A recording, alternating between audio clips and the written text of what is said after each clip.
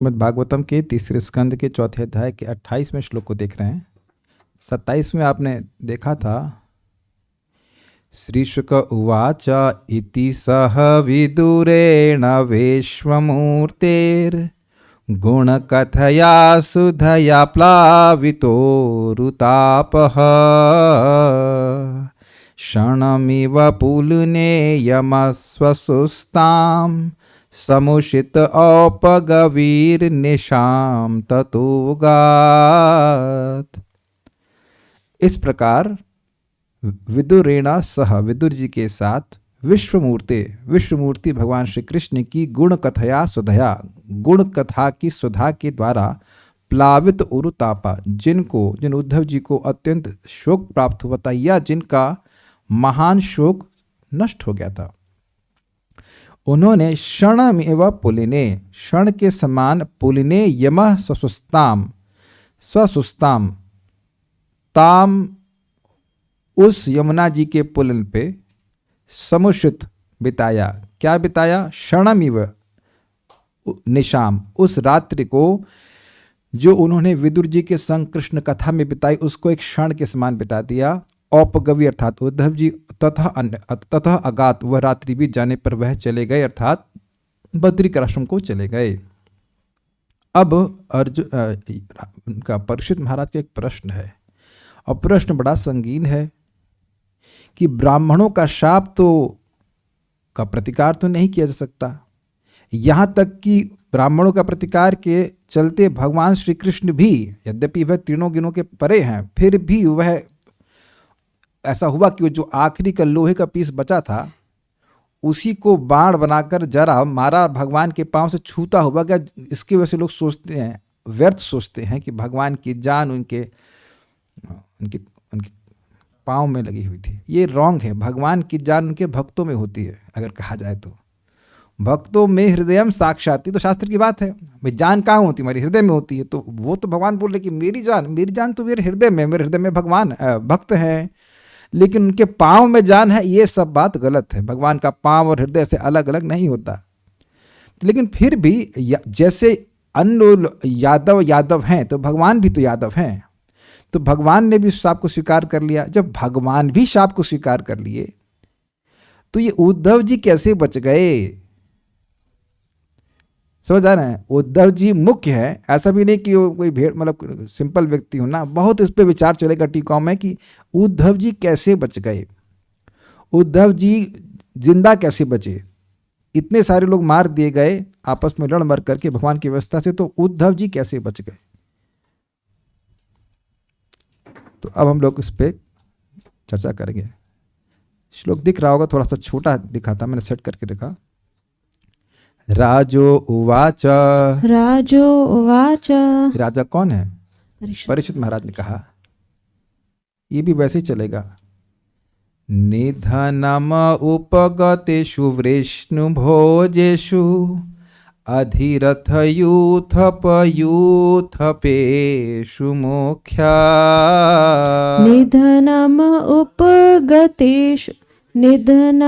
उपगतेषु वृष्णिभोजेषु अधिरथयूथपयूथपेषु मोख्या। निधनम उपगतेषु वृष्णुभोजेषु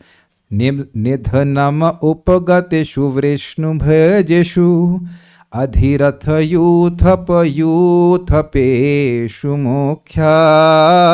निधनम उपगतेषु वृष्णिभोजेषु अधिरथयूथपयूथपेषु मोख्यः।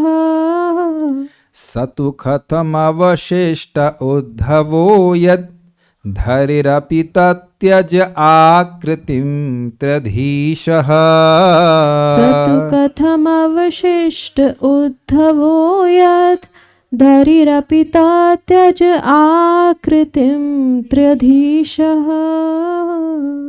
निधनम उपगतेषु वृष्णुभोजेषु अधिरथयूथपयूथपेषु मोख्या निधनम् उपगतेषु वृष्णिभोजेषु अधिरथयूथपयूथपेषु मुख्यः स तु कथमवशिष्ट उद्धवो यत् धरिरपि तत्यज आकृतिं त्रधीशः स तु कथमवशिष्ट उद्धवो यत् धरिरपि त्यज आकृतिं त्रिधीशः। ऐसा लग रहा है कि परीक्षित महाराज सुखदेव गोस्वामी के सुर में सुर मिला करके बोल रहे हैं। जिस सुर में वो गा रहे हैं उसी सुर में वो श्लोक बोल रहे हैं। निधनम उपगतेषु वृष्णुभोजेषु अधिरथयूथपयूथपेषु मोख्या निधनम् उपगतेषु वृष्णिभोजेषु अधिरथयूथपयूथपेषु मुख्यः स तु कथमवशिष्ट उद्धवो यद् धरिरपि तत्यज आकृतिं त्रधीशः स तु कथमवशिष्ट उद्धवो यत् धरिरपि त्यज आकृतिं त्रिधीशः। निधनम उपगतेषु वृष्णुभोजेषु अधिरथयूथपयूथपेषु मोख्या निधनम् उपगतेषु वृष्णिभोजेषु अधिरथयूथपयूथपेषु मुख्यः स तु कथमवशिष्ट उद्धवो यद् धरिरपि तत्यज आकृतिं त्रधीशः स तु कथमवशिष्ट उद्धवो यत् धरिरपि त्यज आकृतिं त्रिधीशः।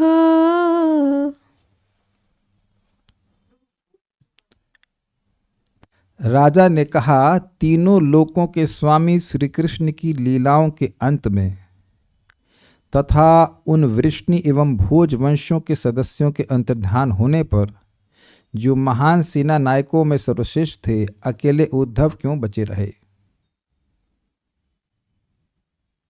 राजा उवाच, महाराज परीक्षित ने पूछा, वृष्णि भोजेषु, वृष्णि तथा भोजवंश के अधिरथ यूथप यूथपेशु, अधिरथ मतलब होता है जो बहुत सारे रथियों से युद्ध करने में सामर्थ्य रखता हो। जो हम स्मरण कर रहे हैं, हम लोग भगवद गीता में पढ़े थे, 10,000 रथियों से जो युद्ध कर सके उसको अधिरथ कहते हैं। ऐसे अब ये इट में भी रॉन्ग इन द सेंस कि नंबर कुछ ऊपर नीचे हो सकता है, लेकिन आप देख लीजिएगा गीत में लिखा हुआ है, महारथी के शब्द की व्याख्या हो रही है। तो यहाँ पे क्या कह रहे हैं, अधिरथों के नायकों के दल के नायकों के। अधिरथ एक नहीं है, बहुत सारे हैं। अधिरथ यूथप यूथपेशु, अधिरथ के जो यूथ का पालन करने वाले हैं, उन का पालन करने वाले। अधिरथ की बात नहीं कर रहे। अधिरथ तो एक ऐसे हैं जो कई लोगों से युद्ध कर सकते हैं। अधिरथ हो गए, मान लो 6 अधिरथ हुए, तो उन 6 अधिरथों का जो नायक है वो श्रेष्ठ होगा, और उनके समूह का जो नायक है, मतलब कहने का अर्थ ये लोग अत्यंत हाई प्रोफाइल क्षत्रिय थे। कोई छोटे मोटे क्षत्रिय नहीं थे जिनको कोई आए मसल दी, क्या किसने मर गए, आदमी झापड़ मार दिया उनको, ऐसे नहीं मरने वाले हैं। Make sense? महान शक्तिशाली है, ये स्टाइल है कहने का मतलब। बहुत सारे सेना के नायकों के नायक,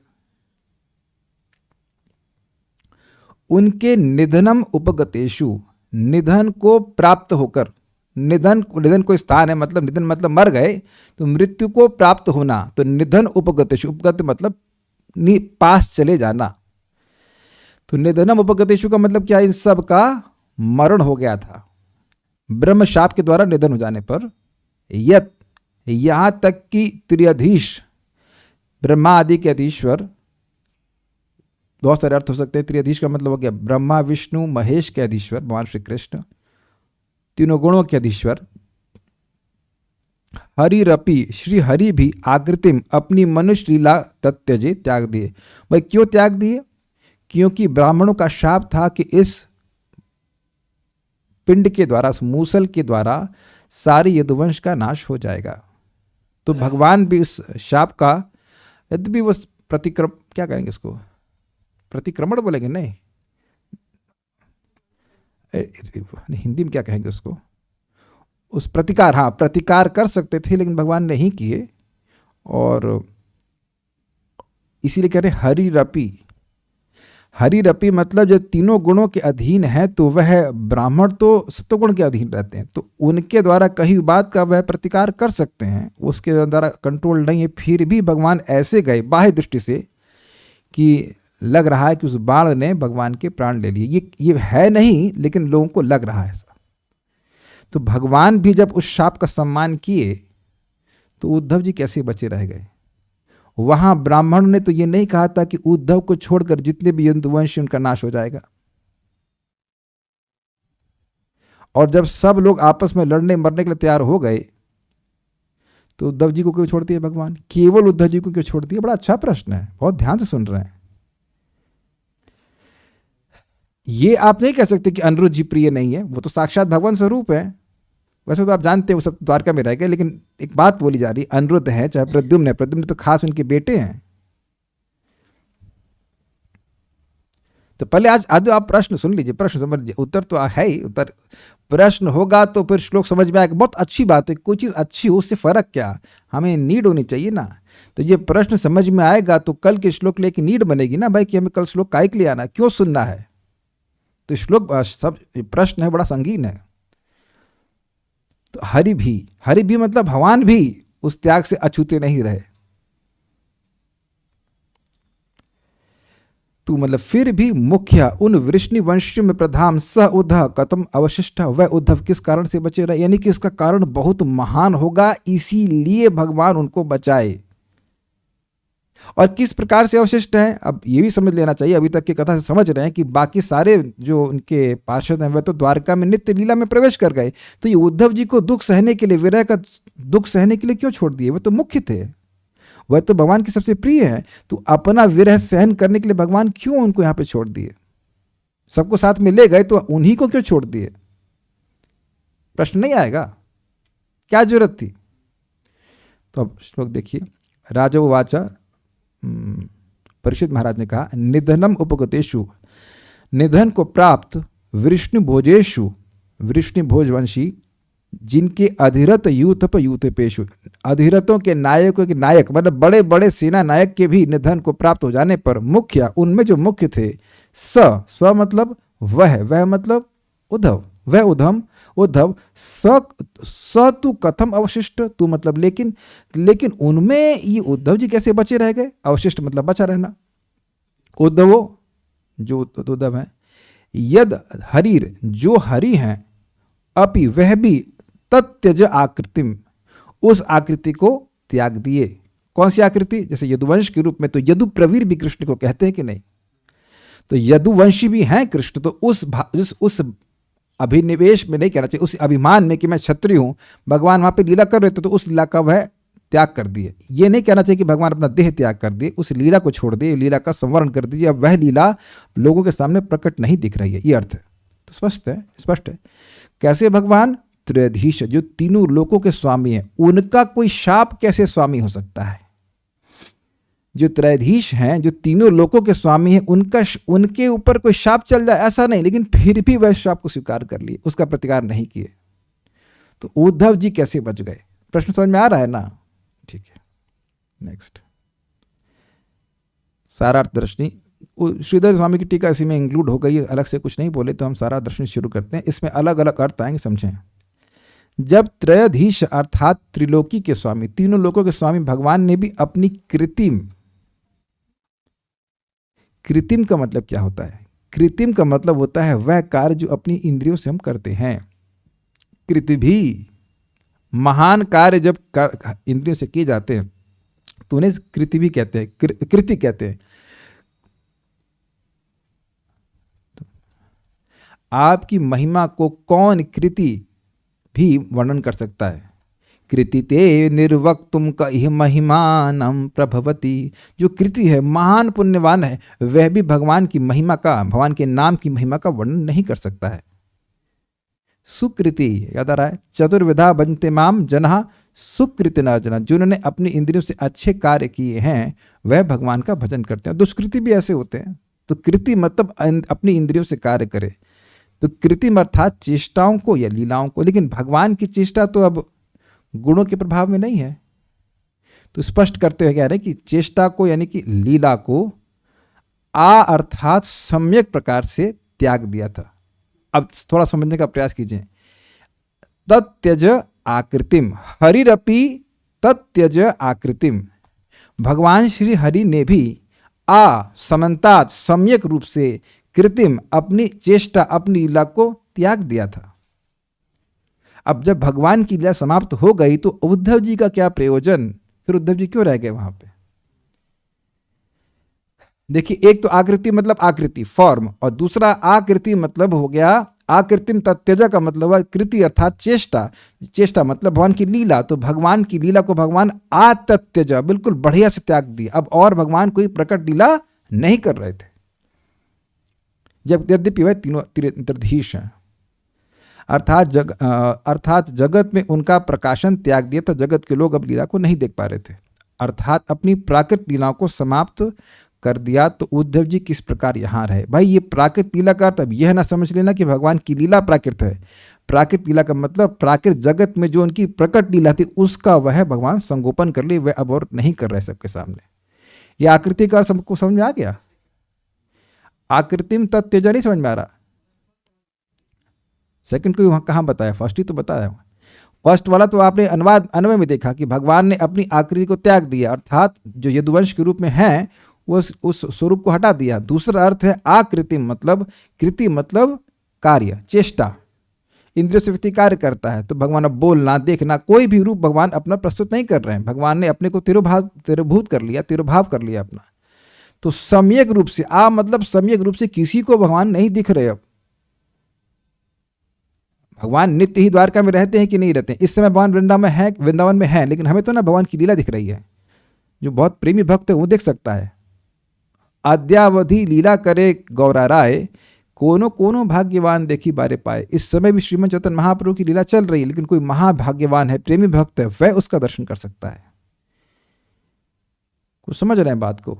तो आकृति मतलब भगवान ने अब सम्यक रूप से अपनी सारी चेष्टाओं को तत्तेज अर्थात प्रकाशन अब नहीं कर रहे हैं, उस जगत में लोग नहीं देख पा रहे, खींच लिए। अगर आप लोग को याद हो, अवितृप्त दृशाम नाम एक श्लोक पहले आया था, ये उद्धव जी बोले थे कि भगवान, जिन लोगों की आंखें अभी भगवान की को देखने से पूरी तरह तृप्त नहीं हुए हैं, उनका भी तिरस्कार करते हुए भगवान अपने स्वरूप को तिरोहित कर लिए।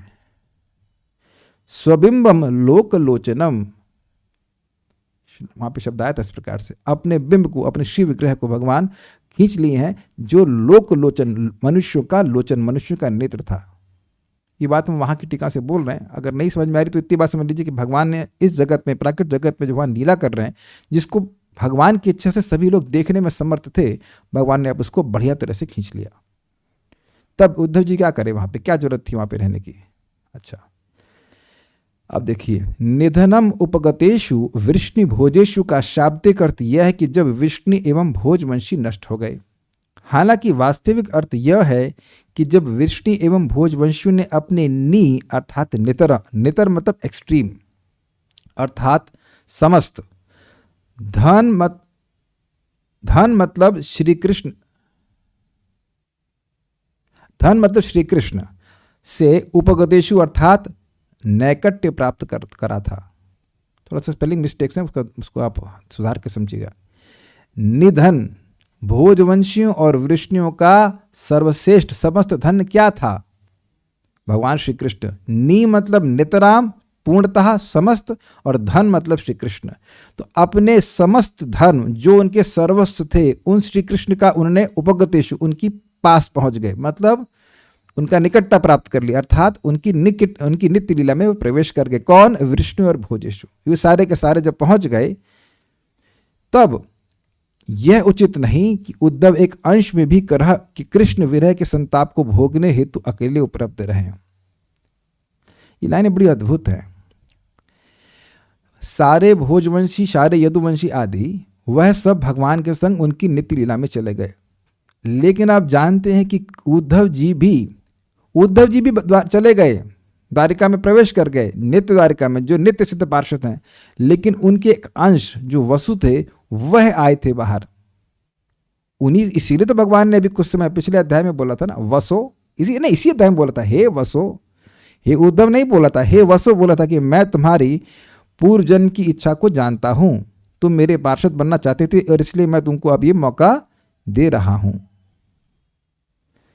तो ये प्रश्न आ रहा है कि जब सारे द्वारका के धाम के पार्षद चले गए तो उद्धव जी भी एक अंश में भी कृष्ण का विरह क्यों अनुभव करें? वो वसु जो उनके अंश में था, उनके अंश के रूप में था, वह भी तो विरह का अनुभव कर रहा था, वह भी तो शुद्ध भक्त था, वह क्यों रहे? उसको भी चला जाना चाहिए था। इसलिए कह रहे एक अंश में भी कृष्ण विरह के संताप को भोगने हेतु उपलब्ध रहें। ये उचित नहीं था कि इस प्रकार से उद्धव जी विरह का अनुभव करें। ये लाइन समझ में आ गई? जब सारे के सारे भगवान की प्राप्ति कर गए तो उद्धव जैसा मुख्य भगवान का पार्षद, जिसको भगवान ने कहा था कि तुम मुझे मेरे स्वरूप से भी अधिक प्रिय हो, उसको इस प्रकार के विरह के दुख देने की क्या जरूरत थी? क्लियर आ रहा है? व्यक्ति को यह नहीं सोचना चाहिए कि वह वृष्णि नहीं है, वृष्णिवंशी नहीं है, क्योंकि यह कहा गया कि उनमें से वे अकेले शेष थे। उनमें से वे अकेले शेष थे। मुख्य शब्द आया है वह वृष्णिषु भोजेषु, यानी वृष्णियों में और भोजों में, उन सब ने मृत्यु को प्राप्त कर लिया था। जो इन लोगों ने मृत्यु को प्राप्त कर लिया था वृष्णि और भोज में, उनमें उन सभी में मुख्य थे उद्धव जी, तो वह नहीं प्राप्त किए। ऐसा क्यों? क्योंकि कोई कह सकता है कि भाई हाँ, वह शाप तो यदुवंशियों के लिए था, उद्धव जी यदुवंशी नहीं थे इसलिए नहीं मारे गए। लेकिन नहीं, वो थे, यहां श्लोक बोल रहे हैं मुख्य, वह प्रधान थे। वृष्णि नाम प्रवरो मंत्री, श्रीमद् भागवतम 10.52 देखिएगा, 10.52.1 है। वृष्णि नाम प्रवरो मंत्री, वृष्णियों में वह सबसे प्रवीर मंत्री थे, उद्धव जी का विशेषण है। श्रीमद् भागवत पुराण है 10.52 ही है शायद, उद्धव जी की ब्रज यात्रा। वृष्णि नाम प्रवरो मंत्री, वृष्णियों में वह सबसे प्रवर थे और भगवान के मंत्री थे। तो भाई सबको मार दिया और मंत्री कैसे बच गया? सॉरी 1052 नहीं, 1046 पॉइंट, हाँ, वृष्णि नाम, क्या श्लोक है?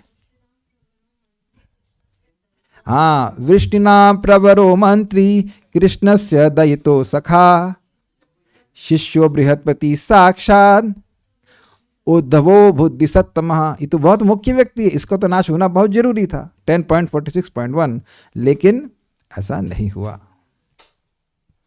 तो व्यक्ति को यह नहीं सोचना चाहिए कि उद्धव वृष्णिवंशी नहीं है, क्योंकि यह कहा गया है कि उनमें से वे अकेले शेष थे, अर्थात वृष्णिवंशियों में वे अकेले शेष बच गए थे। तो ये बात बड़ी कौतूहल की थी। अब कोई व्यक्ति कहे, थोड़ा स्पेलिंग मिस्टेक, यदि यह कहो कि देखो भाई, बद्रिकाश्रम जाने की भगवत आज्ञा को उद्धव जी कैसे नहीं मानते, भगवान ने आज्ञा दी थी इसलिए वहां रुके, तो उस पर क्या दिक्कत है? जरा देखते हैं। इसका उत्तर यहां स्पष्ट किया गया है। यद्यपि श्री भगवान हरि अर्थात समस्त दुखों का हरण करते हैं, तथापि उन्होंने उद्धव को आकृतिम अर्थात अपने आदेश से कोई अन्य प्रयोजन इंगित नहीं किया। अमर कोश के अनुसार आकृति अर्थात इंगित अर्थ, तो उसको भी भगवान त्याग दिए। अब ये बातें बड़ी गंभीर हैं। भगवान ने उद्धव जी को जब बोला कि तुम बद्रिकाश्रम जाओ, तो उसका क्या मतलब था? तुम बद्रिकाश्रम जाओ, क्या मतलब था? आगे मतलब नहीं समझ पा रहे हैं। उसका मतलब था कि तुम बद्रिकाश्रम जाओ, और कोई ऐसा अर्थ नहीं था जिसको ले करके उद्धव जी वहां रुकने का बहाना कर पाते।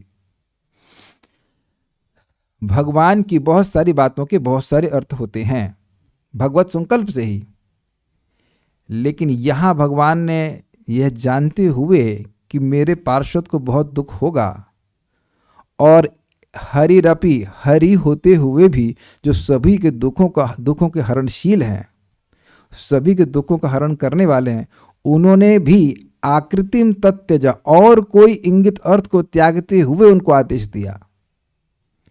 आ मतलब होता है इंगित अर्थ। इंगित मतलब जो कहा नहीं जा रहा है उसको ग्रहण किया जा रहा है। It is not black and white, indirect. तो भगवान किसी भी इनडायरेक्ट इंटरप्रिटेशन को त्यागते हुए बोले। ये सब लोग समझ पा रहे हैं?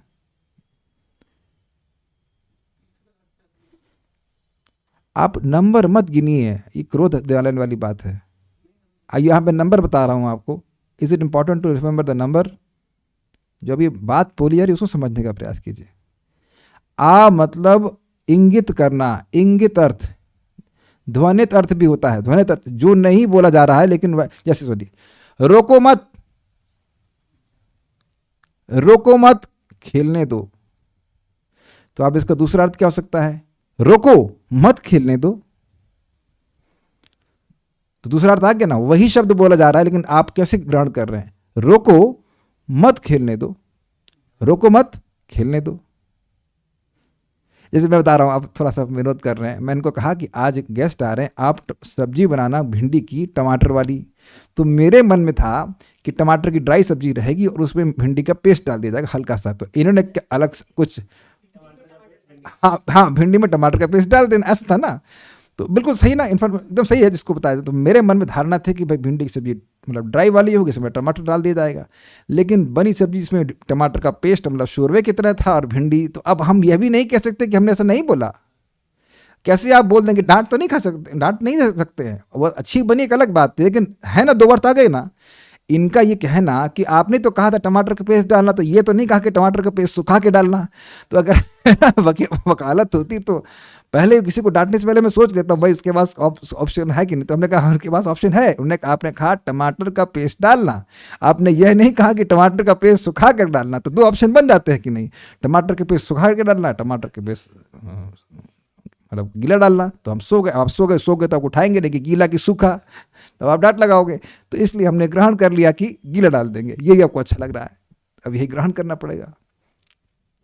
अभी इसको मैं जानबूझ के एग्जाम्पल दे रहा हूं। कभी कोई बात होती, कोई आदेश दिया जाता है, उसके अलग अर्थ हो सकते हैं और वो सही अर्थ होंगे, लेकिन भगवान ने यहां कोई अर्थ वैसा नहीं दिया। विदुर को वो जानते हैं कि उद्धव जी को बहुत कष्ट होगा उनके विरह में, उनके पीछे भागते भागते वो आ गए, फिर भी उनको वही उपदेश दिया कि आप बद्रिकाश्रम जाइए, और कोई उनको आदेश नहीं दिया। Is it okay? तो भगवान ने आकृतिम अर्थात किसी अन्य इंगित अर्थ को तत्यज, त्याग दिया। तत्यज, तत् आकृतिम त्यज। तत् मतलब उस मतलब उस कोई और इंगित अर्थ को जो उनकी बात से हो सकता था उसको त्यागते हुए बिल्कुल एक्सक्लूसिवली उद्धव जी को यही बोले कि उद्धव जी आपको यहां जाना ही पड़ेगा। जैसे रासलीला में श्री भगवान ने गोपियों से कहा, तदयाता मा चिरम गोष्ठम शुश्रूषध्वम पतिं सति कृंदन्ति वत्सबालश्च तान पायत दुह्यत।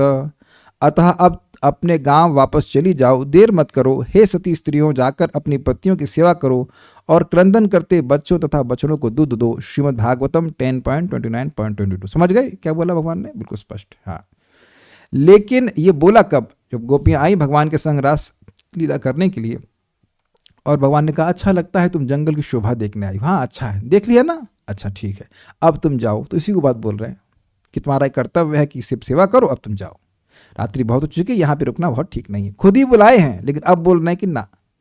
तो देखिए भगवान की इच्छा यह नहीं है गोपियां जाए, तो बाह्य रूप से बोल रहे हैं कि चली जाओ, लेकिन इंगित अर्थ क्या है जरा देखिए, टीका से लिया गया है नोट।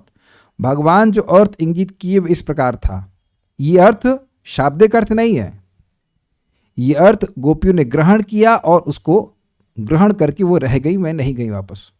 तो क्या अर्थ है? प्रार्थना पक्ष में कह रहे हैं, भगवान प्रार्थना कर रहे हैं, तुमने वन की रमणीय शोभा देख ली है, अतएव व्रज में लौट कर मत जाना, इतना रमणीय स्थल और कहीं नहीं मिलेगा। ये इससे पहले के श्लोक में बोल रहे हैं कि तुमने ये सुंदर जंगल देख लिया है, अब तुम चली जाओ।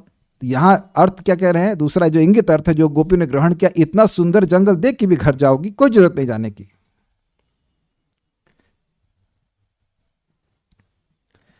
पति और साध्वियों को पदवी की सेवा मत करना, पति और साध्वियों की पदवी की सेवा मत करना, अर्थात सास ससुर की सेवा मत करना, क्योंकि विधाता द्वारा प्रदत्त ऐसा सौंदर्य और यौवन का माधुर्य व्यर्थ गंवाना उचित नहीं, अर्थात तुम्हें मेरे संग रासलीला करना चाहिए। गौदोहन मत करना और शिशुओं को दुग्धपान मत कराना। मेरी अनुरागनी, तुम लोगों को ऐसा करने की क्या आवश्यकता है। सारार्थ दर्शनी 10.29.22 का अंश समझ में आ गया। बोलना चाह रहे हैं कि चली जाओ, लेकिन सुनाई पड़ रहा है नहीं जाओ, यहीं रहो। तो ऐसा अर्थ उद्धव जी को नहीं बोले थे, बस यही बोले कि तुम जाओ बद्रिकाश्रम। यदि उन्होंने उद्धव को आदेश देते समय गोपियों को दिए आदेश के समान कुछ विपरीत संकेत दिया होता तो महान सुबुद्धिमान उद्धव जी बद्रिकाश्रम में न जाते एवं भगवान के पास ही रहते। ये अर्थ है। तो प्रश्न है कि भगवान ने ऐसा उद्देश्य क्यों दिया। भगवान ने हरि होते हुए भी उनको आदेश त्यागते हुए, आकृति त्यागते हुए, समझ रहे हैं, इंगित अर्थ को त्यागते हुए ऐसा ऐसा आदेश क्यों दिया कि बद्रिकाश्रम चले जाओ। हरि हैं सभी का दुख हरण करने वाले, उनको पता है कि विरह से कितना दुख होता है अपने भक्त को, तो ऐसा आदेश उद्धव को क्यों दिए। पहले उद्धव को छोड़ दिए यहाँ पे विरह सहन करने के लिए, और उसके बाद फिर विरह और बढ़ेगा उनसे दूर रखने के लिए ऐसा आदेश क्यों दिए, जबकि वह हरि है, वह दुख को दूर करने वाले, ऐसा दुख अपने ही भक्त को क्यों दिए। ये सब बातें इस प्रश्न में छुपी हुई हैं। तात्पर्य, श्रीला जीव गोस्वामी के अनुसार निधनम का अर्थ है भगवान का दिव्य धाम, नी का अर्थ है सर्वोच्च तथा धन का अर्थ है ऐश्वर्य। चूंकि भगवान का धाम दिव्य ऐश्वर्य की सर्वोच्च अभिव्यक्ति है, अतएव उनके धाम को निधनम कहा जा सकता है। व्याकरणिक स्पष्टीकरण के अतिरिक्त निधनम शब्द का असली उद्देश्य यह सूचित करना है कि वृष्णि तथा भोजकुलों के द्वारा समस्त प्रत्यक्ष के भोजकुलों के सारे सदस्य भगवान के प्रत्यक्ष संगी थे, और भगवान की लीलाओं की समाप्ति पर उन संगियों को दिव्य धाम में अपने अपने पदों पर भेज दिया गया था। समझ में आई। नी मतलब सर्वश्रेष्ठ, और धन का मतलब ऐश्वर्य। सबसे अच्छा ऐश्वर्य क्या है, भगवान का धाम। तो वही भगवान की प्राप्ति करी, उन्होंने भगवान के धाम की प्राप्ति करी, ये बात बोल रहे हैं। और इसे दिखाया जा रहा है कि सब भगवान के पार्षद हैं। श्री विश्वनाथ चक्रवर्ती ठाकुर ने आकृतिम शब्द का अर्थ लीलाओं के रूप में किया है। आ का अर्थ है पूर्ण और कृत्रिम का अर्थ दिव्य लीलाएं हैं। चूंकि भगवान अपने दिव्य शरीर से अभिन्न हैं, अतएव उनके शरीर के बदलने या त्यागने का प्रश्न ही नहीं है। इसलिए यहाँ पे आकृति का अर्थ लीला लिया जाएगा, ना कि देह त्याग कहा जाएगा। ठीक है। भौतिक जगत के रीति रिवाजों और नियमों के अनुसार कर्म करने के लिए भगवान जन्म धारण करते या शरीर त्याग करते हैं, किंतु भगवान के शुद्ध भक्त वास्तविकता से सुपरिचित रहते हैं। ये क्या बोल गए प्रभुपाद। देखिए, इस जगत में जैसे कर्माधीन जीव कर्म के अधीन होकर के देह लेता है और देह छोड़ता है, तो भगवान यहाँ पे उनका अनुकरण करते हैं, ताकि सामान्य लोगों को ये संदेह भी ना हो कि ये भगवान है। सामान्य लोग की बात कर रहा हूँ मैं। उनको लगे समान व्यक्ति थोड़ा अधिक शक्तिशाली हो सकता है, कोई देवता होगा इत्यादि इत्यादि, लेकिन भगवान होगा ऐसा नहीं करते। समानता नहीं, अपने प्रभाव को छुपा कर रखते हैं। सबको नहीं मालूम चलता। नाहम प्रकाशा सर्वस्या योग माया समावृता मूढ़यम न अभिजानाति लोको माम अजम अव्ययम। मैं अपनी योग माया के द्वारा अपने स्वभाव को प्रभाव को छुपा करके रखता हूँ, और मूर्ख लोग ये नहीं जानते कि मैं सभी वस्तुओं का अजम ईश्वर हूँ, अव्यय ईश्वर हूँ। तो भगवान ऐसी लीला करते हैं, तो सभी लोग इस प्रकार से या सामान्य लोग इस प्रकार से सोचेंगे कि भगवान की मृत्यु हो गई बाण लगने से। इसलिए श्रीमद् भागवत के गंभीर अध्येताओं के लिए आवश्यक है कि वे जीव गोस्वामी तथा विश्वनाथ चक्रवर्ती जैसे महान आचार्यों की टीका टिप्पणियों का अनुसरण करें। देख लीजिए, इसलिए पढ़ाया जा रहा है। कभी लगे कि आउट ऑफ सिलेबस बोल रहे हैं, कभी नहीं बोलता। अद्भुत बात है कि जो लोग आपको कभी कभी कुछ भक्त भी आप लोगों को कहेंगे ये टीका पढ़ने की जरूरत नहीं है, तो फिर प्रभुपाद जी की टीका भी पढ़ने की कोई जरूरत नहीं है ना। प्रभुपाद की टीका में गलत लिखा हुआ है ना। अब देखिए, मैं जो बोल रहा हूँ उसका अर्थ वो नहीं है जो मैं बोल रहा हूँ। आपको कोट प्रभु जी तो कह रहे हैं प्रभुपाद की टीका में गलत लिखा, नहीं मूर्ख, ये नहीं बोल रहा हूँ। जिसने ये अर्थ दिया वो मूर्ख है। मैं व्यंग कर रहा हूँ कि कोई कहे कि प्रभुपाद जी ने कहाँ कहा है पढ़ने के लिए, तो आपके सामने आप पढ़ते नहीं हो, इसलिए प्रभुपाद जी ग्रंथ पढ़ोगे तो दिखाई पड़ेगा। 1.1.1 में लिखा है। वल्लभाचार्य का भी नाम लिखते हैं कि जो गंभीर छात्र है वह महान पूर्ववर्ती आचार्यों की टीकाओं को पढ़कर भागवतम के शब्दों का आस्वादन करेंगे, जैसे श्रील श्रीधर स्वामी, श्री विश्वनाथ चक्रवर्ती ठाकुर, श्री जीव गोस्वामी एंड श्रीपाद वल्लभाचार्य। 1.1 के लास्ट के पैराग्राफ में आप देख लेना, दिस इज इंपॉर्टेंट। अगर कोई सीरियस नहीं है तो इसका मतलब है कि हम भी सीरियस ना हो। व्हाट डू यू से? अरे भगवत प्राप्ति करने के लिए इससे अधिक सीरियस विषय कोई है ही नहीं। ऐसा कौन सी बात है जहां पे समझ में नहीं आ रही है? और नहीं आ रही तो पूछने के लिए आप लोग फ्री हैं, कोई दिक्कत नहीं है कि पूछने में टैक्स लग रहा है। थोड़ा सा प्रयास करेंगे समझ में आता है। और समझना अपने आप में पंचांग भक्ति है, पंचांग भक्ति में से एक भक्ति है। हम थोड़ा इसलिए बोल रहे हैं, कभी मन में डाउट नहीं आना चाहिए प्रभु जी इतनी सब कठिन कठिन चीजें क्यों बोल रहे हैं। अच्छा है ना बुद्धि लगे यहाँ पे, तो कम से कम माया में नहीं लगेगी। मान लीजिए बुद्धि ऐसे फंसी हुई है, क्या बोल रहा है समझ नहीं आ रहा है, इतना तो समझ में आ रहा है कि भागवत बोल रहा हूं, तो भागवत में तो मति लगी हुई है ना। आप क्या सोचते हैं मैं ऐसे बस ऐसे आ जाता हूँ मैं देखने के लिए, ऐसे ब्रश करके आ गया, समझ लगा, दिमाग लगाना पड़ता है कि एक बात। अभी ये देखिए सुबोधनी में क्या लगता है हमको, तो ये लग रहा है सू कैसे बोल रहा है वैसे बड़ा कठिन हो जाता है समझने के लिए, वेरी डिफिकल्ट, बहुत रिसर्च करना पड़ता है, but it is pleasurable research because मति भगवान में लगती है। अन्य लोग जो कि भगवत भक्त नहीं हैं उनके लिए ऐसे आचार्यों की टीकाएं एवं व्याख्याएं व्याकरणिक वागजाल प्रतीत हो सकती हैं, किंतु शिष्य परंपरा को अनुसरण करने वाले छात्रों के लिए महान आचार्यों की व्याख्याएं अत्यंत उपयुक्त हैं। ये क्यों बोल रहे हैं प्रभुपाद? कुछ व्यक्ति इसकी आचार्य में विश्वास नहीं करेगा, ये क्या है निधनम करता मरना, ये कहाँ लेके जा रहे, नितरम मतलब धनम और ये और वो, ये आकृति का मतलब ये और वो, क्योंकि वह आचार्यगण भगवान के सिद्धांत के अनुसार उस श्लोक को बोल रहे हैं। भगवान देह नहीं त्यागते, इसलिए अगर केवल यह स्वीकार कर ले कि आकृतिम त्यज मतलब वह आकृति जो भगवान ने प्रस्तुत की थी उसको त्याग दी, तो ऐसा बिल्कुल बहुत बड़ा ब्लंडर हो जाएगा कि भगवान की देह और देही में भेद हो जाएगा। इस सिद्धांत है कि देह देही विभोदोयम न ईश्वरे विद्यते क्वचित, ईश्वर और देह और देही में यह ऐसा भेद तो ईश्वर में होता ही नहीं है। तो उस सिद्धांत को भी एक्सप्लेन करना पड़ेगा। देखिए केवल कथा नहीं सुन रहे हैं, कथा के माध्यम से सिद्धांत भी सुनना होगा, तब कथा समझ में आएगी। अगर बोल दिया जाए कि विष्णु और भोजवंशी निधन को प्राप्त हो गए तो बिल्कुल सिद्धांत गया, क्योंकि वह भगवान के नित्य पार्षद है, वो मर ही नहीं सकते, वह भगवान के धाम में प्रवेश कर गए। और जो दिखे मरते हुए वह भी एक छलावा था, वो भी देवताओं के अंश थे, वो वापस अपने देवताओं के अंश में चले गए। तो कथा के संग संग सिद्धांत चलेगा तब कथा ठीक से समझ में आएगी, इसलिए वो ऐसी व्याख्या करते हैं। उपगतेषु शब्द भी महत्वपूर्ण है। वृष्णि तथा भोज कुलों के सारे सदस्य सीधे भगवान के धाम पहुंच गए। उपगत मतलब बिल्कुल पास पहुंच गए। अन्य भक्तगण भगवत धाम सीधे नहीं पहुंचते, किंतु भगवान के शुद्ध संगियों को भौतिक वश जगत के किसी भी लोक के ऐश्वर्य के प्रति कोई आकर्षण नहीं होता। ये समझ में आई बात? अन्य लोग भगवान के धाम सीधे कहाँ नहीं पहुंचते, क्योंकि इस समय भौतिक जगत में भगवान जहाँ लीला कर रहे होते पहले उनको वहां प्रवेश दिया जाता है, वहां पे वह शुद्ध होकर के फिर भगवान की नित्य लीला में सीधे प्रवेश करने के योग्य होते हैं। तो अब मुंह मत बनाना आप कभी, आए सीधे लोग नहीं मिलेगा, नहीं मिलेगा, जरूरत क्या है? Unless we are fully trained, why you want to enter?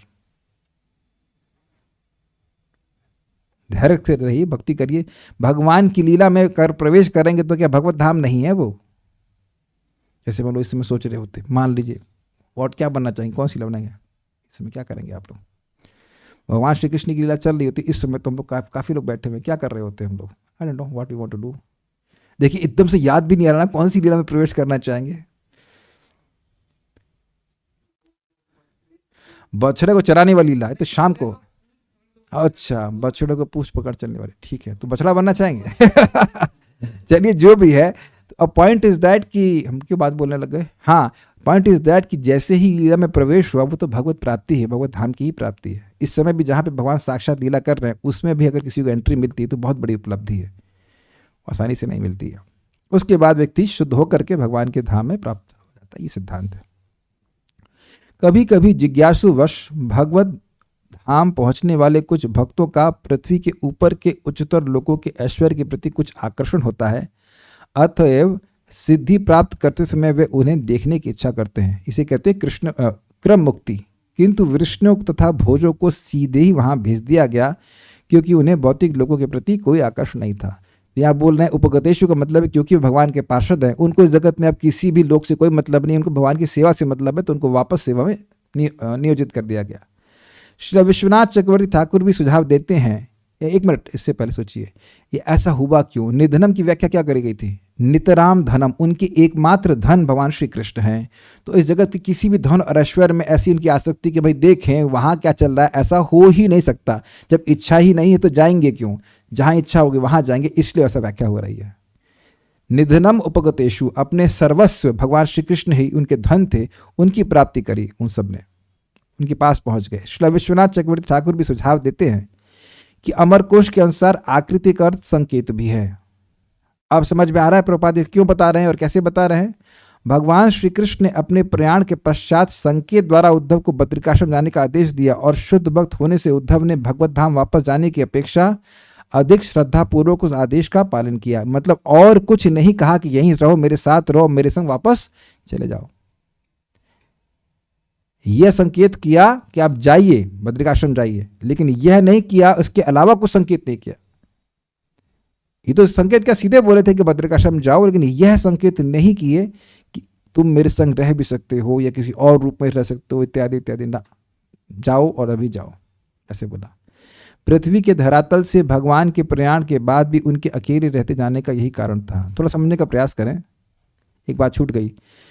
शुद्ध भक्त होने से उद्धव ने भगवत धाम वापस जाने की अपेक्षा अधिक श्रद्धा पूर्वक उस आदेश का पालन किया। एक शुद्ध भक्त के लिए भगवान की सेवा, भगवान की आज्ञा पालन करना भगवत धाम जाने से अधिक महत्वपूर्ण है। देखिए हो क्या रहा, शुद्ध भक्त मतलब जिससे कृष्ण प्रसन्न हो वह इच्छा। तो अगर कृष्ण चाहते हैं कि मैं इस समय और रहकर कुछ कार्य करूं, भगवान की इच्छा है, तो भक्त कार्य करते हैं। वैसे स्वतंत्र रूप से भगवत धाम जाने की इच्छा में कुछ हद तक मोक्ष की इच्छा भी सम्मिलित है, अर्थात मेरे दुख की निवृत्ति हो जाए और मेरे सुख की प्राप्ति हो जाए, हमेशा हमेशा के लिए मैं वैकुंठ में रहूंगा और मुझे कोई कष्ट नहीं आएगा। ये अच्छी बात है, लेकिन ये निम्नतर बात है। असली बात यह है व्यक्ति सोचे कि मैं कृष्ण के लिए प्रसन्नता के अनुसार जहाँ रहूंगा उनकी सेवा में नियोजित रहूंगा। तो थोड़ा अलग लेवल है और इसी लेवल के शुद्ध भक्त यहाँ पे सूचित किया जा रहा है। इसलिए वह रह गए ताकि भगवान की आज्ञा का पालन कर सके। इसमें श्रीला वल्लभाचार्य की टीका को हम पढ़ेंगे तो उसके अनुसार जो अर्थ है वह थोड़ा समझिए। निधनम उपगतेषु वृष्णि भोजेषु, वृष्णि और भोजवंशियों में जो निधन को प्राप्त थे, अर्थात एक अर्थ हमने समझा था भगवान के पास चले गए जो उनके सबसे अच्छे धन है, उनमें अधिरथ यूथप यूथेपेशु मुख्या, जो अधिरथों के नायकों के नायक हैं उनमें भी मुख्य थे। स ऐसे उद्धव वृष्टि नाम प्रवरो मंत्री, श्रीमद् भागवतम 10.46.1, जितने वृष्टिवंशी थे उनमें सर्वश्रेष्ठ थे उद्धव जी। तो शाप लगा था सभी यदुवंशियों के लिए कि सभी मृत्यु के प्राप्त होंगे। तो स उद्धव जो सभी यदुवंशियों में सर्वश्रेष्ठ थे, भगवान को छोड़ दें तो उद्धव जी सर्वश्रेष्ठ थे, मुख्य थे। स तु कथम अवशिष्ट, वह कैसे बच गए? जब ब्राह्मणों के शाप से सभी यदुवंशी नष्ट हो गए और ऐसी व्यवस्था से नष्ट हुए जो कि असंभव थी, यानी कि उस शाप का प्रतिकार करना संभव नहीं था, वह शाप अमोघ था, तो उद्धव जी कैसे बच गए? ये प्रश्न है। उद्धव स उद्धव जो कि इन सभी में मुख्य थे। यत हरिरपि तत्यजे आकृतिम त्रिधीशा, हरि भी जो त्रिधीश है, तीनों लोकों के स्वामी हैं, तीनों गुणों के स्वामी हैं, ब्रह्मा विष्णु महेश के स्वामी हैं, वह भी त्यज आकृतिम, उस आकृति को त्याग दिए। अब इसका मतलब यह नहीं कि भगवान ने देह त्याग दिया, लेकिन यदुवंश के रूप में जो भगवान अवतरित हुए थे, जैसे वह प्रसिद्ध थे कि वह भी एक यदुवंशी हैं, तो भगवान ने इस धर्म की रक्षा करी कि भाई जब सब यदुवंशियों का नाश उस लोहे के पिंड की वजह से हो रहा है, तो मेरा भी बाह्य रूप से ऐसे लगे कि मेरा भी देह उस लोहे की वजह से छूट रहा है। भगवान ने देह नहीं छोड़ा, वो अगले के श्लोक में और क्लियर होगा। भगवान ने देह नहीं छोड़ा, लेकिन उस आकृति को, जो आकृति किस रूप में थी, भाई कैसी आकृति के हैं, तो वो यदुवंशी हैं। तो इस तरह से थे ना, भगवान यदुवंशी, यदु क्या तो सभी के भगवान स्रोत हैं, तो किसी कास्ट में भगवान को नहीं बांधा जा सकता है। लेकिन जब भगवान मानव लीला कर रहे हैं तो वह यदुवंशी के रूप में प्रकट हुए हैं, कहने का अर्थ ये है। तो जो यदुवंशी आकृति है, जो भी यदुवंशी आकृति है वह नष्ट होनी चाहिए। आपको समझ में आ रहा है? जैसे आप सुन चुके हैं कि ब्रह्मास्त्र चलाया गया था, किन के ऊपर? पांडवों के ऊपर। तो केवल वह पांडवों पे ही एक्ट कर रहा था, वहां पर उपस्थित अन्य लोगों पर कार्य नहीं कर रहा था। कुछ आप समझ में आ रहा है? वो मंत्र से चल रहा था, वह तीर नहीं था, वह मंत्र से चला जा रहा था। और केवल उत्तरा के गर्भ में जो परीक्षित महाराज उन पे लगने वाला था, तो नहीं कि 6 ब्रह्मास्त्र थे। एक था 5 पांडव के लिए, और एक टारगेट था किसके प्रति? परीक्षित महाराज। जिसे कहते हैं गाइडेड मिसाइल। तो ये मंत्र जो है वो गाइडेड होते हैं। ऐसा नहीं कि हम कर देंगे सब ये तो मर ही रहे हैं, वो भी मर रहे हैं और वो भी मर रहे हैं, सब ऐसे नहीं रहता है। ये एटम बम फेंका, कौन मरा इसका भी हिसाब नहीं रखते, कितने मरे अंदाज से बोलते हैं 1 लाख मरे, ऐसा नहीं होता। बड़े सूक्ष्म विज्ञान है कि जो मंत्र जिस पे लगाया गया वही कार्य करेगा। जैसे परीक्षित महाराज पे भी ब्रह्म शाप लगा है, तो अब वो सांप आएगा तो उन्हीं को डसेगा। ऐसा नहीं कि सांप पहचान नहीं पा रहा कि परीक्षित महाराज कौन है। कुछ पहले ये क्लियर हो जाए तो भगवान भी उस शाप को स्वीकार करे, क्योंकि वह भी यदुवंशी आकृति में है। भगवान ने अपना नित्य स्वरूप ही प्रकट किया हुआ था, लेकिन लोक में ये प्रसिद्ध था कि यह यदुवंशी हैं। तो क्योंकि यदुवंशियों को शाप लगा था, तो हरि भी त्याग दिए थे। इस बहाने को लेकर त्यागे। भगवान बहुत तरह से शरीर तो नहीं कहना चाहिए, भगवान बहुत सी तरह से तिरोभाव प्रकट कर सकते थे, लेकिन उन्होंने ऐसा कहा कि जरा वह बाण उसी लोहे के पीस को बाण के रूप में बना रहा है, उससे बाण चलाता है जो हिरण को देख के चला रहा है, और वह भगवान के चरणों में लग जाता है। लगता नहीं है, खाली बाण भगवान के चरणों को स्पर्श कर निकल जाता है। लेकिन लोग इस प्रकार से बोलते हैं कि कृष्ण की हृदय, कृष्ण का दिल जगन्नाथ में, समथिंग सम स्ट्रेंज टॉपिक। और को तुम्हारा भेजा कहाँ है? घुटने में? Is it not? या घुटने में भी गायब हो गया, रिस गया, कलयुग से धीरे धीरे रिस करके खत्म हो गया, लीक कर गया। तो भगवान के बारे में ठीक से नहीं समझ पाने की ऐसी धारणा करते हैं, लेकिन भगवान ने केवल एक नाटक किया। अंत आप देखेंगे भगवान बस वहीं तिरोभाव होगा। ऐसा करना चाहिए। तिरोभाव मतलब तो अंतर ध्यान होगा एकदम। पहले ये श्लोक इस अर्थ में समझ में आ रहा है? यहाँ तक समझने में कोई दिक्कत है? आकृति का मतलब ये नहीं कि भगवान ने देह त्यागा, जो यदुवंशी रूपी आकृति में थे उसको उन्हें उसका तिरोभाव कर लिया। तो भगवान हरि ने भी शाप को स्वीकार किया, यद्यपि वह त्रिधीश है, अर्थात त्रिधीश होते हुए सभी के भी नियामक होते हुए भी भगवान ने इस शाप को स्वीकार किया एक आदेश के रूप में कि सभी यदुवंशियों का नाश हो। तो फिर उद्धव कैसे बच गए? ये प्रश्न है। ये समझ में आ गया? अब हम जरा देखते हैं कि सुबोधिनी में क्या कहा जा रहा है।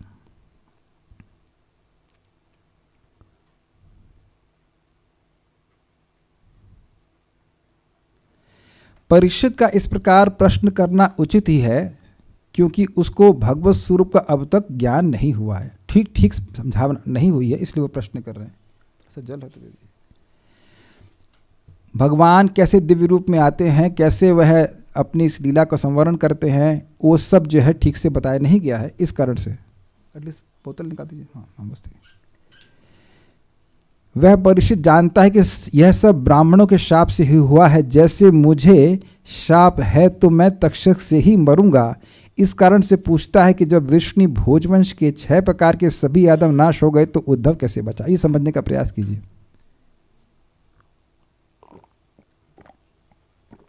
मन्यते आत्मवत जगत। तो इनको परीक्षित महाराज जी को कौन सा शाप मिला है? 7 दिन के बाद तक्षक नाम का एक सांप आएगा और आपकी मृत्यु होगी। तो 2 बातें हैं इसमें, तक्षक से मृत्यु होगी ही और तक्षक के अलावा किसी से मृत्यु नहीं होगी। This is very interesting. दोनों पॉइंट समझ में आ गए? तक्षक से ही मृत्यु होगी और तक्षक के अलावा ऐसा नहीं है कि कोई और आ जाएगा उसकी मृत्यु होगी, यानी कि 7 दिन तक तो ये जिएंगे ही। पहली बात तो ये बड़ी इंपॉर्टेंट है। हम लोग संग ऐसा कंफर्मेशन नहीं है, लेकिन इनके संग कंफर्म्ड है कि इसके ब्राह्मण का शाप इतना अमोघ है कि इसके अलावा कोई परीक्षित महाराज को छू भी नहीं सकता। It's a strange way of giving a protection. मैं समझा पा रहा हूँ? ब्राह्मण ने कहा कि तक्षक ही मारेगा, यानी कि 7 दिन के अंदर चाहे कोई कितना भी प्रयास कर लेता परीक्षित महाराज को नहीं मार सकता था। ये सुनाई पड़ रहा है आपको? इंटरेस्टिंग है ना कि उनको पता था कि 7 दिन है तो 7 दिन तो है ही, इसमें इस बीच में नहीं मरने वाला मैं, क्योंकि ब्राह्मण का शाप फिर विफल हो जाता। स्पष्ट? तो यानी उद्धव जी को हर व्यक्ति को शरीर तो छोड़ना है, लेकिन उनको मरना ब्राह्मण के शाप के अनुसार ही था। अब साम्यता समझ पा रहे हैं? अपने संग समझ रहे हैं कि ब्राह्मण का शाप अमोघ है, तो मैं जैसे तक्षक से ही मरूंगा और कोई तरीका है ही नहीं मरने का। उसी प्रकार से हर यदुवंशी को ब्राह्मणों के शाप के अनुसार ही मरना चाहिए था। जैसे ब्रह्म शाप यानी ब्राह्मण के शाप का कोई प्रतिकार नहीं है, कोई प्रतिकार कर ही नहीं सकता, उसी प्रकार से ब्राह्मणों का जो यदुवंशियों पर शाप था उसका प्रतिकार किया ही नहीं जा सकता। तब उद्धव जी ने कैसे प्रतिकार कर लिया, और जबकि वह प्रतिकार के लिए कुछ किए भी नहीं, कोई तपस्या कुछ नहीं किए, तब कैसे बच गए? बड़ा संगीन प्रश्न, बड़ा गंभीर प्रश्न है, कैसे बच गए? ये 6 प्रकार के यादव क्या होते हैं? यदुओं, वृष्णियों, अंधकों, मधुओं, दाशारहों, कुकुरों, यह 6 प्रकार के यादव हैं। मतलब इनको एक अलग अलग, ब्राह्मण हो गया, ब्राह्मण में शर्मा, वाजपेयी और भरद्वाज ऐसे करके अलग अलग हुआ, सब ब्राह्मण। तो इसी प्रकार से यादवों में 6 वैरायटी कर लीजिए, 6 वैरायटी, इन सबका नाश होना था। क्लियर? तो उद्धव कैसे बच गए? शाप मुख्यों को ही लगता है। मान लो कोई कहे कि भाई शाप तो मुख्य लोगों को ही लगता है, जिनका कोई प्रयोजन नहीं है, ऐसे बहुत होते हैं, उनका शाप से कौन सा संबंध है? मतलब जो लोग मुख्य लोग नहीं हैं, उनका शाप से कोई संबंध नहीं है, और वह शाप उनको नहीं लगेगा। तो उद्धव जी मुख्य नहीं थे इसलिए उनको नहीं लगा। मान लो कोई ये कहे, इसलिए उसको अपनी बात को सपोर्ट करने के लिए कहते हैं, इसलिए आगे भगवान ने कहा है कि स्त्रियों बालाश्च वृद्धाश्च, स्त्रियां, बालक और वृद्ध ये शाप के भक्ष नहीं, वैसे ही ये उद्धव भी त्यागी होने से शाप से बच गए। तो ये भगे, अगर कहा जाए ये भग लिए, भाग गए कहाँ पे? अपना बद्रिक आश्रम भाग गए, अब अपना सब क्षत्रियपना छोड़ दिए और अब सन्यासी हो गए। तो ब्राह्मण ने कहा कि अब इसको क्या करना, ये तो सन्यासी हो गया, इसको नहीं मारना है।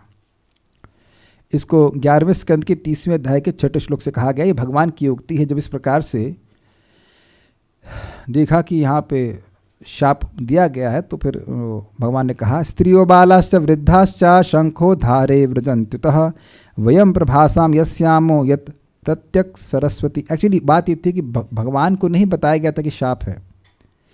भगवान ने यह देखा था, सबकी उनकी इच्छा से देखा गया कि द्वारका में बहुत अपशकुन दिख रहे हैं। तब उन्होंने कहा कि स्त्री, बाल और वृद्ध जो है वो शंखोद्वार में जाएंगे। शंखोद्वार मतलब जहाँ पे भगवान ने शंखाचूड़ का उद्धार किया था, प्रभास क्षेत्र के पास में था, लेकिन उसी तरफ था, प्रभास क्षेत्र में नहीं था। और हम सब मतलब अनिरुद्ध, प्रद्युम्न आदि, हम सब प्रभास क्षेत्र में जाएंगे। 2 अलग बैच कर दिए। तो इन लोगों को तो मारा नहीं गया उस बाण से, तो वह तो इस शाप से बाहर होगा कि नहीं बाहर होगा? शाप यह था कि यह जो लोहे का पिंड है ये यदुवंश का नाश करेगा। तो यदुवंश का नाश किन लोगों का हुआ? जो लोग प्रभास क्षेत्र में गए। तो जो लोग प्रभास क्षेत्र में नहीं गए वह उस शाप से प्रभावित हुए कि नहीं हुए?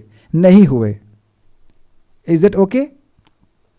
सारा लोहे की सामग्री जो थी वह तो प्रभास क्षेत्र में आकर के उस पेड़, उस तीखी घास के रूप में थी और एक छोटे से पिंड के रूप में थी, जो कि बाण बनाया गया था। तो उसके अलावा तो कहीं बाण, ये कहीं एक्सपोर्ट नहीं हुआ ना लोहा, और तो कहीं एक्सपोर्ट नहीं, सारा यहीं पे इंपोर्ट हुआ है।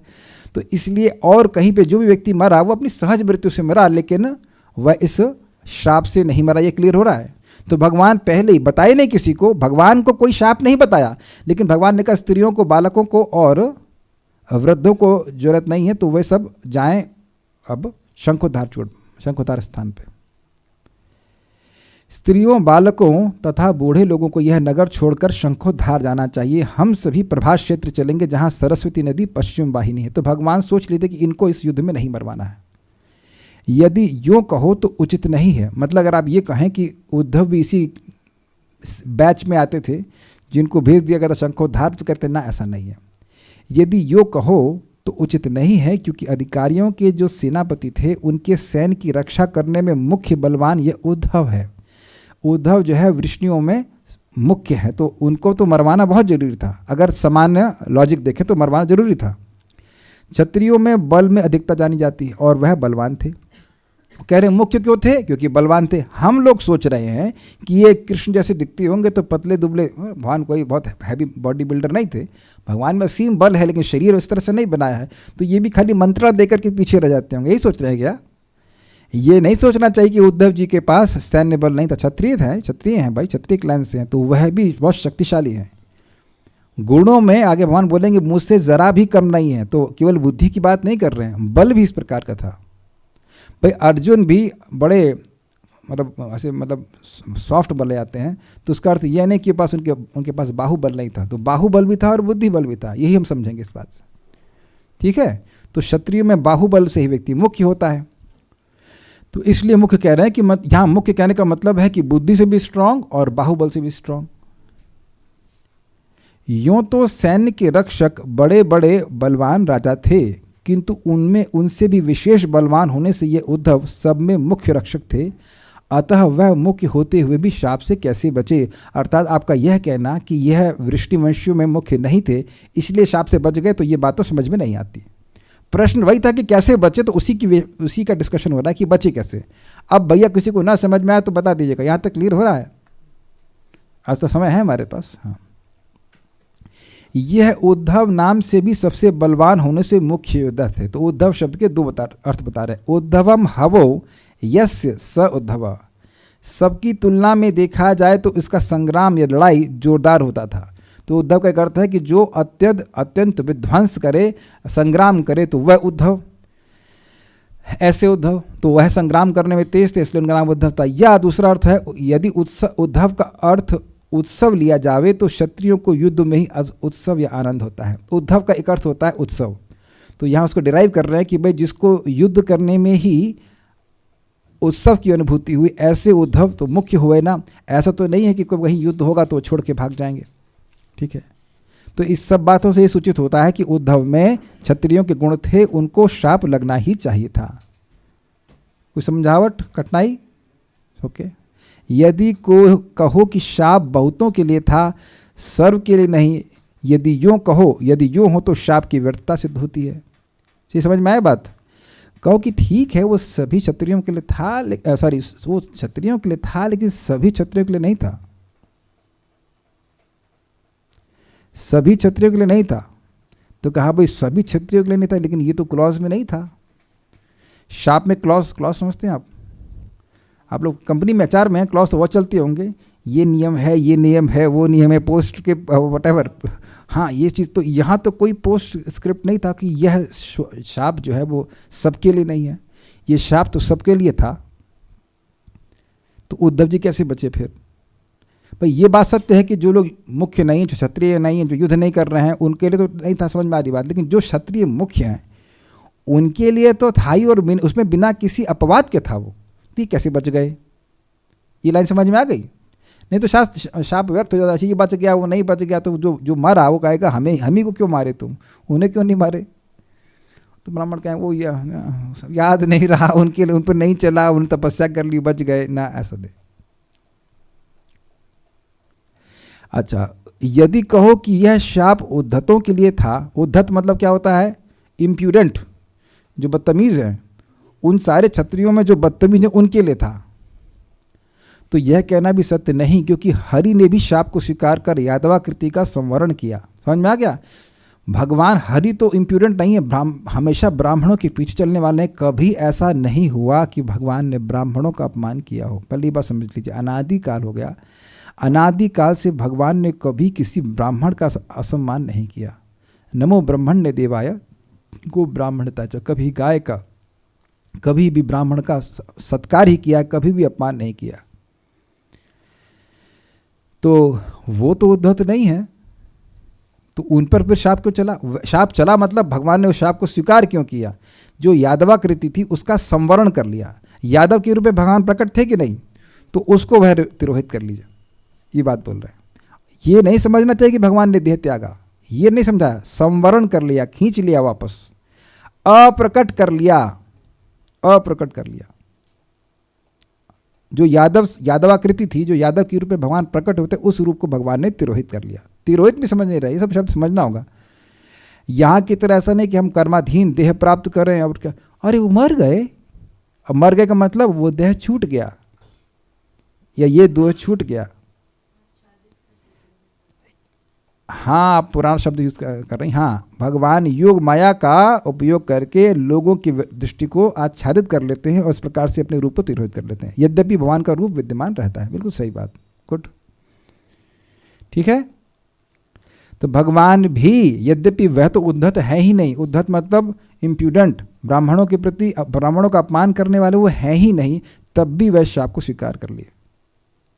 तब उद्धव कैसे बच गया? किंतु वे तो उद्धत है नहीं, किंतु उनमें उद्धत होने की शंका किसी को भी नहीं होती है। मतलब भगवान में तो उद्धतता है ही नहीं, तो फिर वह क्यों स्वीकार कर लिए? अच्छा, उसके बाद कह रहे हैं, तो भी जैसे मनुष्य और वानर एक ही अन्न खाते हैं, उस अन्न से उत्तम वीर्य दोनों में समान होते हुए भी पूर्व बीज की परंपरा के संबंध से नर और वानर में भेद होता है। इसी तरह ब्राह्मण और क्षत्रिय एवं यादव और अयादव में आंतरिक भेद होने से भेद है। अतः यादवों में कोई विशेष धर्म रहता है जो उनको यादव नाम से प्रसिद्ध करता है। इसका मतलब थोड़ा समझिए भाई, बंदर ने अन्न खाया तो उत्तम कोटि का वीर बना, उससे आगे बंदर बने।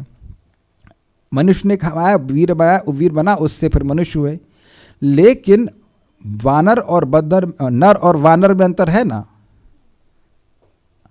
उसी अन्न एक ही खा रहा है, लेकिन वो तो कह रहे हैं कि भाई उसी प्रकार से क्षत्रिय और ब्राह्मण में भेद है। अगर ऐसा समझे, भेद मतलब जीन्स डिफरेंट हैं। अगर साइंस से बोली जाए, धर्म ना समझ में आ रहा तो जीन तो समझ में आ रहा है, जीन डिफरेंट है, तो उससे उन लोगों की एक विशेषता होती है। जैसे आप लोगों ने कभी ये नोटिस किया है कि किसी लड़की की आवाज़ या लड़के की आवाज़ अपने पिता से मिलती जुलती है? ये अनुभव किया कभी?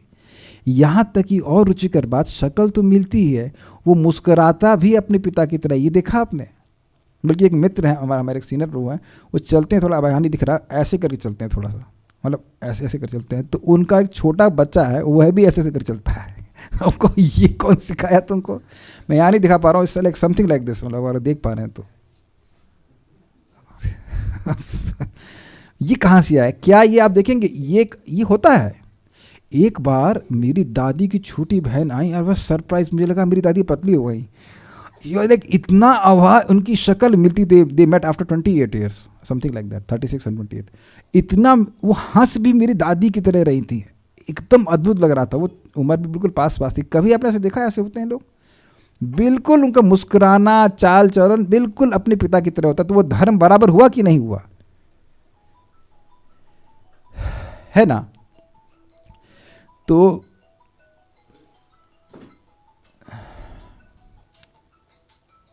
कह रहे हैं कि कोई जीन ही ना बाकी रहे, मतलब जो यादवों की विशेषता है उसकी निवृत्ति हो जानी चाहिए, उस शाप से यदुवंश बचना ही नहीं चाहिए। ये बात थी। असल कह रहे, अतः उस धर्म की निवृत्ति के लिए ही शाप था। कुछ समझ पा रहे हैं? जैसे कि कुछ गायों की स्पीशीज एक्सटिंक्ट हो चुकी है इस समय, तो वो गायों का धर्म समझना, वह गुण जो उनसे अलग नहीं किया सकता, वो अब वो स्पीशीज ही नहीं है। अब एग्जैक्टली ब्रीड ही गायब हो गई, तो कहें यदुवंशियों की ब्रीड ही गायब हो जाएगी इस धरती से। ये बात यहाँ बोली जा रही है। इसलिए भगवान भी अपने को खींच ले। भगवान तो आप जान ही रहे हैं, 16,108 पहले करी थी, मूड आएगा तो 16 करोड़ और कर लेंगे, फिर यदुवंशी चालू। भगवान तो कोई दिक्कत है नहीं, तो भगवान भी संवरण कर लिए कि यदुवंश समाप्त हो जाए। तो उद्धव कैसे बच गए? वैसे इंटरेस्टिंग है, उद्धव ब्रह्मचारी है, तो वह तो आगे कुछ शादी नहीं करने वाले हैं, तो वह तो संतान उत्पत्ति करेंगे नहीं। ना समझ में आया तो हम रुके हैं यहाँ पे, कोई दिक्कत किसी को? समझ में आ गया? इंटरेस्टिंग थी, कल थोड़ा जल्दी में पढ़ा दिया था इसलिए समझ में नहीं आ रही थी, है ना? आज एक बार पढ़ ले, समझ में आता है। मुझे पता है, हमें लगता है हर श्लोक मुझे 2 बार करना चाहिए, तब अच्छे से समझ में आएगा, है ना?